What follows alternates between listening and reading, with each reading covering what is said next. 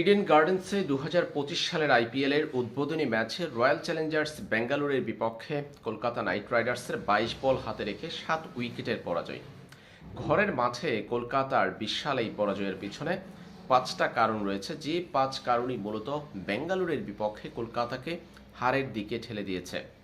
সেই 5টা কারণের প্রথম কারণ সেটা হলো কলকাতা নাইট রাইডার্স শুরুতে যখন ব্যাটিংয়ে যায় তারা পাওয়ার প্লেতে খুব বেশি রান তুলতে পারেনি। প্রথম 3টা ওভার থেকে কেবল 9 রান এনেছে কলকাতা নাইট রাইডার্স এবং এই সময় তারা হারিয়েছে কুইন্টন ডি ককের উইকেটটি, যেটা কলকাতার ব্যাটিংয়ে বড় স্কোর পাওয়ার ক্ষেত্রে বড় বাধা হয়ে দাঁড়িয়েছে। একটা টি-20 ম্যাচে ভালো স্কোর করার জন্য দুই ওপেনারকে টপ অর্ডারদের ভালো ব্যাটিং করতে হয়, সেটা কলকাতা নাইট রাইডার্সের ইনিংসে ছিল না। সেটার প্রভাব পড়েছে 174 রানে থেমেছে কলকাতা নাইট রাইডার্সের ইনিংস। দ্বিতীয় যে ব্যর্থতা ধরা হচ্ছে সেই ব্যর্থতা হলো মিডল অর্ডারে খুব ভালো বেশি রান করতে পারেনি কলকাতা নাইট রাইডার্সের ব্যাটাররা। যখন টি-20 ক্রিকেটে একটা বড় স্কোর পেতে হয় তখন ওপেনার টপ অর্ডারদের পাশাপাশি মিডল অর্ডারকেও বড় ভূমিকা রাখতে হয়, লোয়ার মিডল অর্ডারকেও বড় ভূমিকা রাখতে হয়। সেটা হয়নি। ভেঙ্কাটেশ আয়ার আউট হয়েছেন মাত্র 6 রান করে। 24 কোটি রুপির এই ক্রিকেটার 6 রান করে আউট হয়েছেন। রিঙ্কু সিং আউট হয়েছেন 12 রান করে। রিঙ্কু সিং এবং ভেঙ্কাটেশ আয়ারের ব্যাটে ভর করে কিন্তু কলকাতা প্রথম যে রান করতে পারেনি, কিংবা প্রথম যে রানের শট ছিল তাদের, সেই ধাক্কাটা সামলে উঠতে পারত। সেটা হয়নি মিডল অর্ডারে ব্যর্থতার কারণে, রিঙ্কু ভেঙ্কাটেশদের ব্যর্থতার কারণে।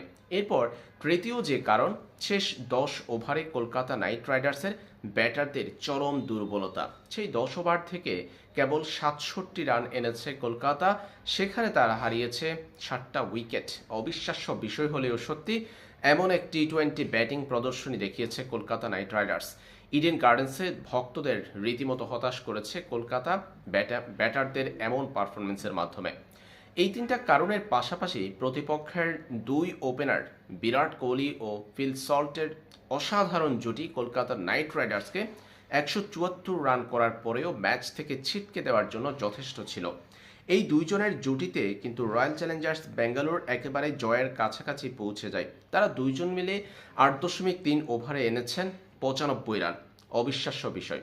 এই দুইজনের ওপেনিং জুটিটা কলকাতা নাইট রাইডার্সের উপর বড় প্রভাব ফেলেছে। এবং শেষ যে কারণ সেটা হলো আজিঙ্কে রাহানের বাজে অধিনায়কত্ব। তিনি পাওয়ার প্লেতে দলের সেরা 3 বোলার বারুণ চক্রবর্তী, সুনীল নারিন এবং হর্ষিত রানাকে দিয়ে ওভার করাননি। এই ম্যাচে জয়ের জন্য উইকেটের বিকল্প ছিল না কলকাতার হাতে, কিন্তু এদের দ্বারা বোলিং না করানোই সেটা আর হয়নি।